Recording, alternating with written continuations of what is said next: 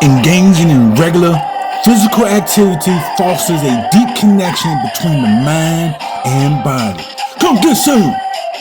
Working out can lead to the release of endorphins, often referred to as feel-good hormones. Come get some! That promote happiness and reduce stress.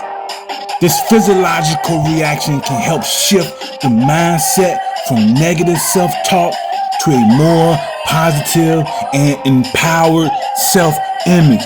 Come get some! Many people find out as they work on their physical abilities, they often cultivate mental strength and resilience. Come get some! This dual aspect of transformation allows individuals to break free from the limitations they placed on themselves. Come get some!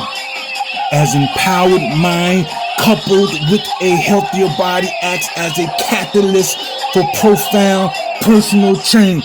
Come get some! Working out to recreate yourself is a powerful journey that transcends the physical realm. Come get some! It's an opportunity to challenge yourself, cultivate self-love, and embrace personal growth.